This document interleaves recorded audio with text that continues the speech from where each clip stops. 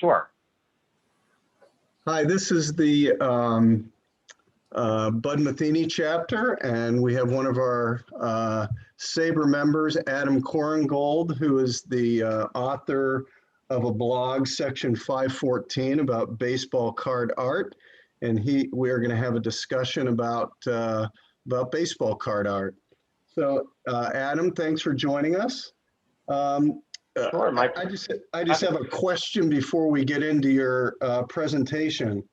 Like, what started you down the path of baseball card art, and how long have you been doing this? Sure. No, and I'll get into that a little bit in my slides, but I think that's a really good thing to open with, Drew, and I think that's a great question. So like a lot of us, I think I collected cards really starting a little bit late, probably starting in high school. And I can remember the first cards that I bought were in about 1989. They were from that top set. My high school, ironically, Walter Johnson High School, named after the Senator's picture, had an open lunch. And so at lunchtime, I would go to the grocery store next door and I would get a sandwich and I would pick up, a packet of baseball cards, which back then cost $1, without any gum. This was after they had gum in them. And like a lot of us, I had a shoebox of cards that I got rid of mostly, either in college or out of college. I honestly don't remember. And I have to say, no one in my family really collected them or much of anything. So my parents, when I was living at home, would kind of laugh at me to say, "Oh yeah, you've got your stash of baseball cards in your shoebox. Why don't you do something productive?" And I kind of forgot about it for many, many years until I got into collecting them a bit more, probably about 5 years ago. I collected more for sentimental value than for anything else, but still my prized card is a 1990 rookie Bernie Williams that I actually ended up painting because I got one that was encapsulated. So what got me into painting was during COVID, as with a lot of other people, I suspect, things really kind of slowed down. The world got a lot smaller, and it became really easy to get into a rut of different kinds. Even though work was really satisfying, I have a great family life, but I think a lot of us were really struggling to belong to something and to feel like we were connecting with people outside of the people in our house and outside of the people in our workplace that we were talking to over Zoom like this. And I actually started by joining SABR about a year ago. I joined in June of 2020. And I started to wonder, because I've always been interested in art and design. I do data visualization in my work. And I started to think a lot about the relationship between baseball cards and design and art. And you'll see a little bit of this here, just as an introduction. I gave a couple presentations to the Baltimore chapter about that phase of it, kind of what is the relationship and what should we look at when we look at baseball cards to see how they reflect different art movements and design movements, and they truly do. And that got me thinking, well, what can I do to create here? Because I've always appreciated art. I took art classes in high school, and I've always loved, going to museums and interacting with the visual arts, but I've always loved to create. I've always had, carried sketchbooks with me, and I have some things that I've painted always hanging up on my walls. And so I wanted to make something out of what I had. And I had this idea after seeing a couple card artists to start off with, and I'll get into who some of those are. But I started thinking, well, what can I do that is really mine and distinctive, and where I'm bringing something new into the world. That was very important to me. So I hit on this idea of painting vintage and current baseball cards. So I think what I'll do is I'll go quickly through the first part of the deck, and then we'll get to the actual cards, and then maybe we could have a little discussion around that, because I'm always interested in how people respond to the art. So does that sound good? Drew, does that answer your question? Yes, it does. Okay. So how do you decide, and maybe if you're going to get into this, just let me know, but how do you decide what card you're gonna paint? Yeah. At first it was, what did I have in my collection? And I have a lot of junk wax. I have a lot of the 1991 Fleer set, which actually makes for some really interesting paintings because the set itself is so simple. The design is so simple. And then I started wondering, well, what about the ones that are a little more consciously designed? What about the ones that are paintings? What can I do with those? And then I had the idea of how can I represent certain themes and ideas in the cards. So I'll get into that a little bit. Cool. Further on in the deck. So what I started with, and this is kind of riffing on what I talked about before, I love this quote from Roger Hornsby, where he said, well, what do I do in the wintertime when there's no baseball? And of course, there he was talking about the off season. He wasn't talking about times of a pandemic when you couldn't go and interact with people. But he said, well, I stare out the window and I wait for spring. And that's kind of, in essence, what this is all about. I was staring out the window, waiting for spring. I didn't have enough space in the house to really add a lot of bobbleheads or jerseys. So, what can I do here? Baseball cards are much more compact. You can put them in a box, or, put them in a little capsule or whatnot. So other things that motivate me are data visualization is part of the work that I do at NIH, because, of course, when you're collecting data about how effective your organization is at doing outreach and what kind of customer experience do people have when they go to your website, you need to present that in a visual way, because that's how a lot of people typically learn. Their eyes are going to glaze over. And so thinking about how information is presented, how numbers are presented, got me also thinking about the front side of the card. The other thing, too, is I've been a baseball fan for all of my adult life, and really since I was about 10 or 12 years old. And as I mentioned, my high school is named for Walter Johnson. His house was about 5 minutes away from the school, where the school was eventually built. What you see here is a replica of a monument to him that was originally at Griffith Stadium, was at Walter Johnson High School for about 30 or so years after Griffith was torn down, maybe about 40 years, and now it's at Nationals Park. This is a replica at Walter Johnson's birthplace, Kansas, where there's also a little memorial park for him. But that's always something that's drawn me to the history and the artfulness of baseball. And I've also done a lot of painting and carrying around of cards. So what were the big rationales, and I kind of alluded to this before, was being stuck inside and just wanting to be creative, wanting to bring new things to the world. And I'm blessed in my professional life to do things that really encourage me to look outside the box and to lead other people towards thinking outside the box, both as a team leader, and I'm also an adjunct professor of data visualization at the Maryland Institute College of Art in Baltimore. So I'd like to bring these ideas out into the world. I also love the idea of repurposing, of taking something that has already been made, that's a piece of ephemera. Ephemera really is not meant to last very long, but I like the idea of making something new out of something very old. And after exploring the relationship between cards and art, I really just wanted to create something that was new as opposed to just enjoying it. So when I talk about artistic influences, I think a lot about three segments of art.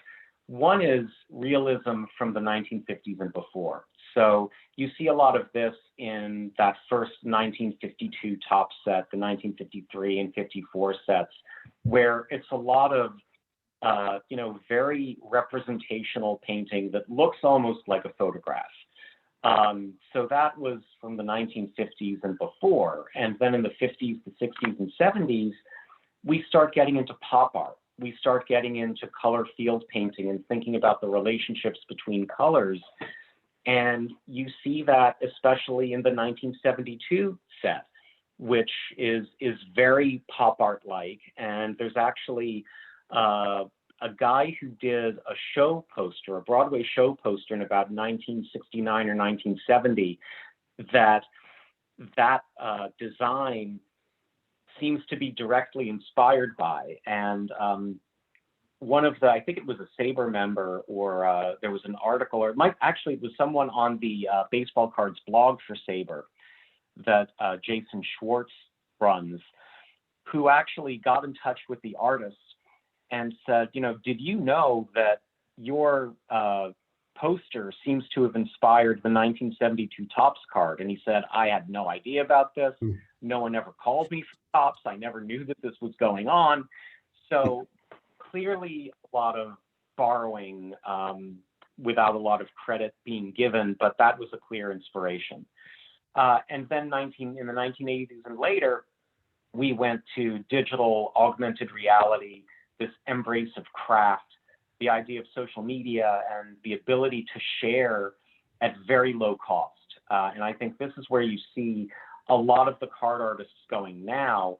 One of the things that I'm kind of interested in getting into that I don't know a whole lot about is NFTs, non-fungible tokens, which are basically files that have keys attached to them, or tokens.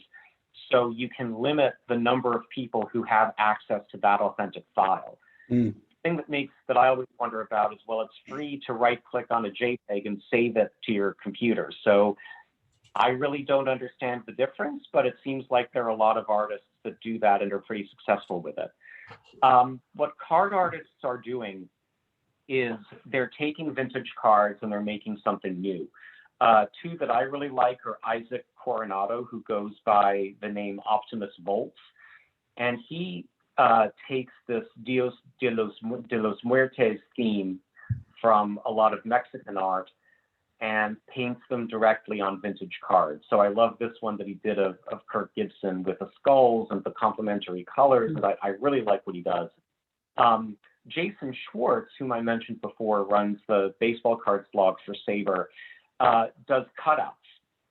And so he'll take different elements from different cards and combine them together in a new way, which is just really, really interesting.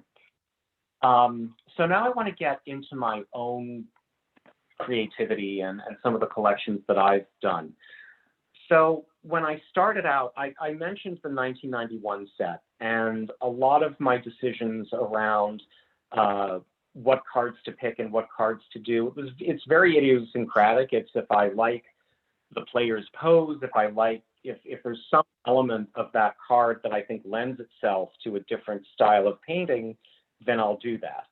I started out with really three key areas. One was Russian and Christian Eastern iconography. I studied Russian in college, and so I was exposed to a lot of old Russian religious icons that are very, very beautiful. They're illuminated with golden paint and jewels sometimes, and very deep reds and greens and things like that.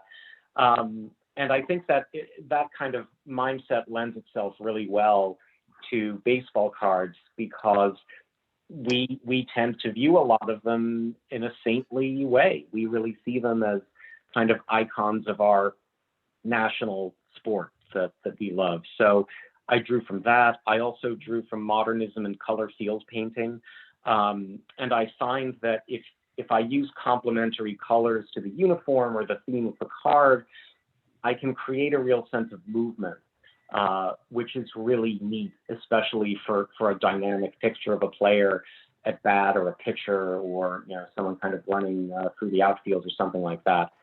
And then, believe it or not, post-impressionism. I've done a bunch of landscapes almost, or with some kind of landscape background, and I really like how those turn out. I didn't really aim to duplicate any particular style or to riff on anyone or anything, but I took pieces of inspiration that I thought would look interesting given the content of what was in the card.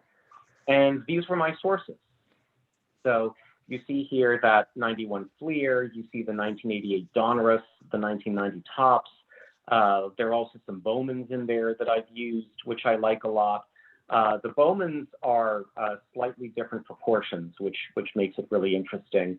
And this is what I started with, but this year, in 2021, I've painted the cards from this season and as far back as the 1950s. So I have a couple from the 1957 set. I don't have any from the 1952 set, but I have one from 53. And so the process that I typically use is I take the original card. Older cards which don't have that heavy coated cardboard tend to take the paint better, but I'll still use them. I'll just be a little more careful making sure that the paint adheres.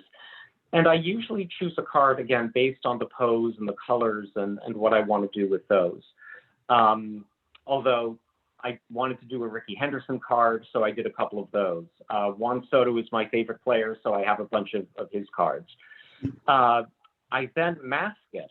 So I do one or two layers of gesso, which is this matte white acrylic paint usually. Typically, it's used to put a surface onto a canvas so it takes the paint better. And what this does is it both dulls the surface of the card, especially if it's got that shiny coating on it, so it takes the paint better, but it also gives it more of a solid background to paint on. So that tends to work pretty well.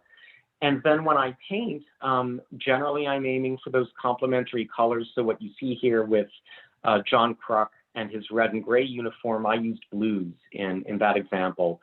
And I do different gradations of the color. Sometimes I'll use metallic highlights, and that creates a sense of movement and depth, which is really nice.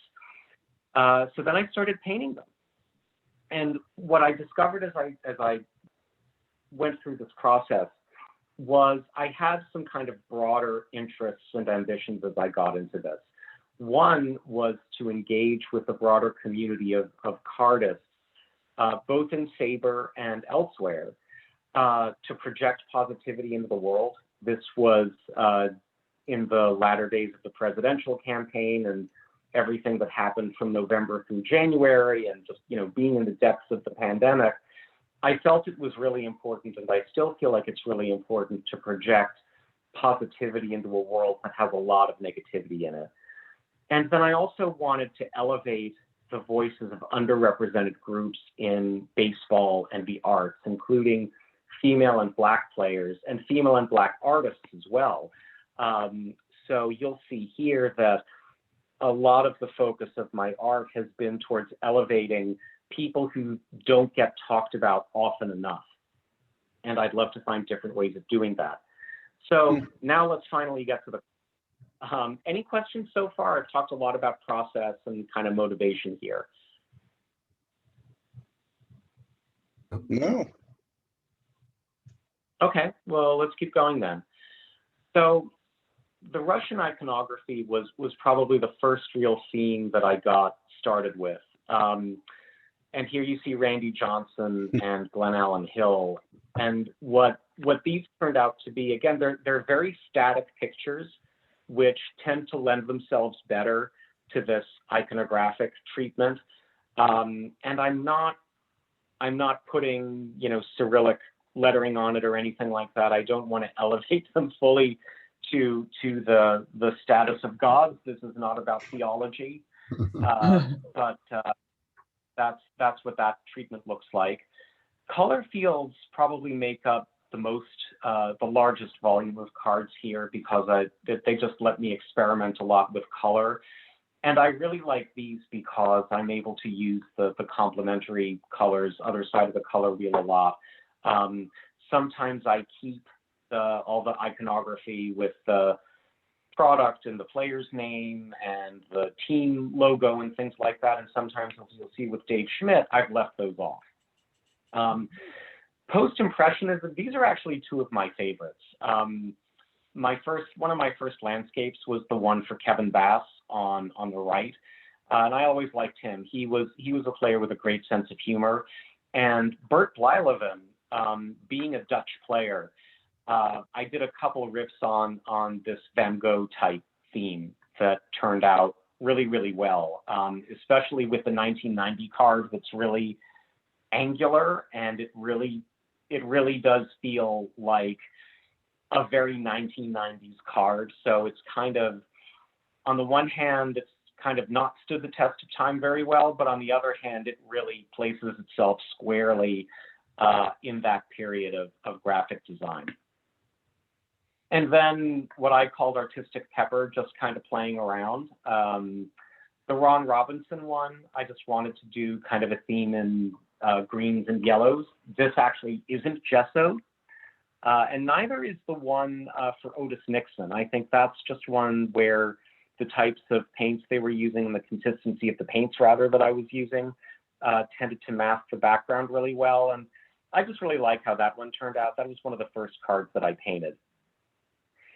And so beginning in 2021, I wanted to do some things that were a little bit different. I actually got inspired by a guy named Ray Bailey, who does these 3D collages of cards that he keeps in 130-point holders. And he doesn't paint them, but he does more layering with wrappers and different finishes, pieces of wood, things like that are really, really interesting. But I wanted to make paintings.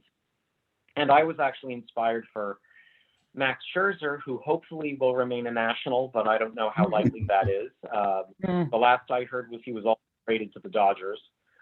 But this was actually inspired by that Walter Johnson monument from a few slides ago. And then you also see a Juan Soto on the right, and you actually see my process a little bit. So going counterclockwise from the 6 o'clock position, so you see the gessoed card, and then I actually used 2 cards for both of these. So for the top layer, I cut out the figure and the different visual elements that I wanted to kind of pop out.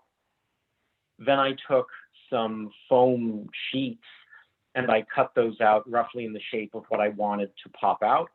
I rubber cemented that to the background that I painted, which you see in the lower left-hand corner. And then I rubber cemented the top layer onto that and put that all in the 130-point holder. So by doing that, it actually feels like a baseball card because you turn it over and you see the stacks like you would typically see on a regular baseball card. So that was a lot of fun to do. That's fun. Amazing. I call these sculptural card paintings. So there's a Ricky Henderson one here. And here's an Irvin Santana one. So that's his rookie card with the Angels. He's now with Kansas City, I think. And another theme that I did was I was raised Jewish, and I loved the idea of, this was around Passover, of memorializing Jewish baseball players. So I did a minyan, group of 10 people. In Judaism, it's called a minyan, and that's enough people, adults, for a service. So these are 2 of that minyan. It's Gabe Kapler, who I think is now playing for the Israeli baseball team in the Olympics, and Sean Green with the Toronto Blue Jays. And I look at that picture of Sean Green, and he must be about 18 years old. He's just a baby in that picture. So I can't believe that one. And probably the thing that I have enjoyed the most as part of this whole enterprise is the Josh Gibson MVP project, which was an art show across really the month of June to draw awareness to the effort to rename the MVP trophy for Josh Gibson. this really resonates with me because he played mostly for the Homestead Grays, who played both in Pittsburgh and Washington. So this is a part of baseball history in DC that not enough people know about. I didn't know anything about Josh Gibson growing up. And so this really spurred me to learn a lot about him.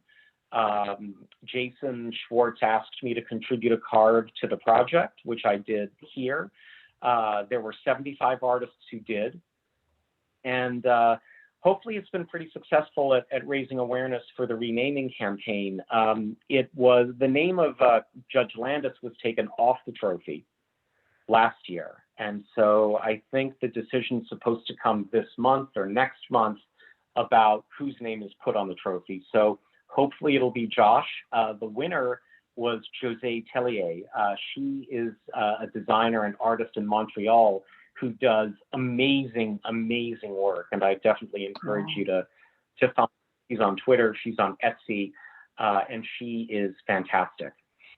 I also did a project of women on the diamond. So not just players from the All-American Girls Professional Baseball League. Here you see Helen Callahan, who is Casey Candel's mother.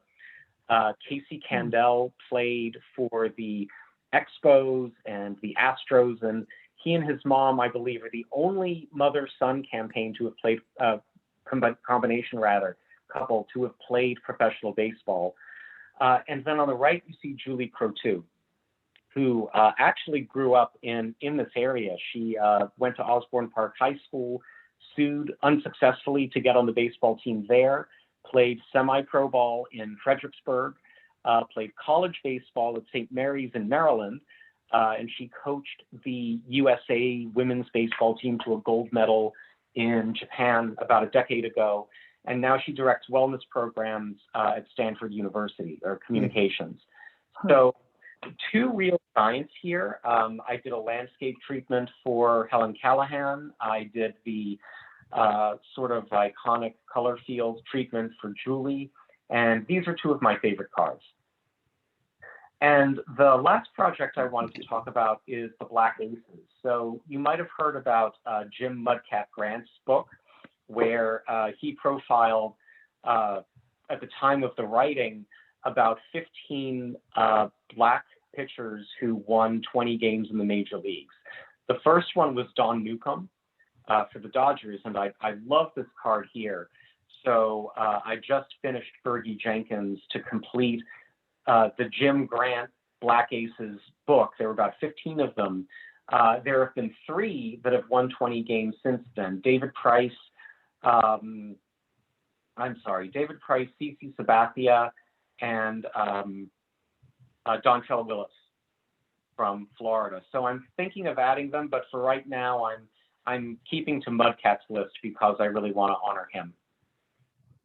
And the last thing I wanted to talk about, this isn't a full gallery yet, but one of the things that I got really interested in looking at Josh Gibson is that the records of the Negro Leagues are not as good as one would hope. Part of it, unfortunately, is that they played a lot of games that were off the record because they were exhibitions or because they were barnstorming games.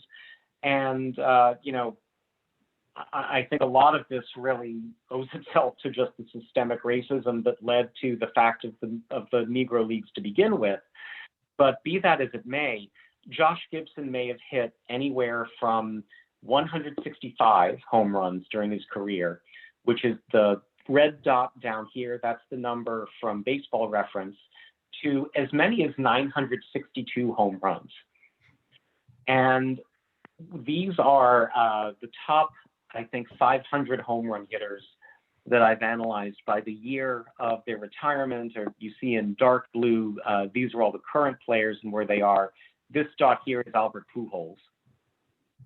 And orange players, orange home run hitters are Hall of Famers. These are all the other retired ones, and then the home run leaders are the ones in red. So here we have Roger Connor, who hit about 100. Oh no, that's Babe Ruth, sorry. This is Roger Connor down here. This is Babe Ruth. This is Josh Gibson, the lower bound. This is Josh Gibson, the higher bound. Here's Hank Aaron, and here's Barry Bonds. Take Barry Bonds as you will. And so I wanted to think of, well, how can we visualize this on canvas? And so I wanted to make something that kind of acted like a baseball card, but was totally visual. So the circle sizes that you see here represent the number of home runs hit by Roger Connor, Babe Ruth, Hank Aaron, Barry Bonds, and Josh Gibson at the lower bound and upper bound. And what I did was I made the area of the circle proportional to the number of home runs that were hit. So just using pi and calculating the area of the circle. So you see Roger Connor here, you see the upper and the lower bound of Gibson here, and I really like how that represents it visually. Where to next? I'm not sure. This is a visualization of all of my cards right now. It's not complete because, for example, you see here, I've added more to the Black Aces gallery project. So this is kind of a work in progress, but I certainly look forward to your thoughts and comments and continued discussion. Here's my blog that Drew alluded to, and here's my Twitter and Instagram handle if you want to check me out there. But I wanted to thank you very much for having me over tonight. This has been really delightful, and I'd love to continue the conversation. So Adam, are you buying commons right now to add to your your options in terms of making them using your artistic talents? Are you still out looking for cards, older cards? Sure, yeah. Most of them I get from eBay or my local card shop.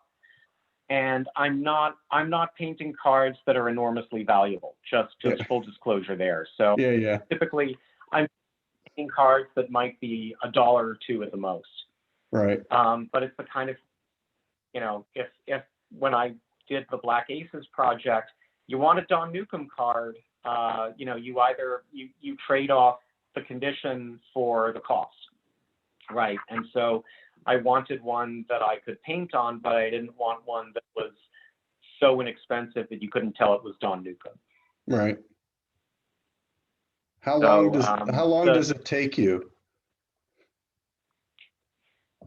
It depends. So typically from start to finish for one of the cards that's not a 3D or anything like that, I'd say about 30 to 45 minutes. The sculptural ones take a little bit longer because I'm both painting the card and doing the cutout, and I'm also cutting out the riser, as it were. So those probably take more like 3 hours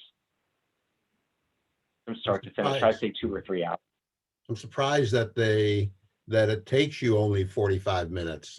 I mean, it looks like there's a lot of detail that goes into it. The Don Newcomb card, for example, with all the different colors and and so on. That I'm surprised that doesn't take you longer. That's actually, it's interesting you say that. I'll go back to that card. My method in doing that is very, I'd call it gestural.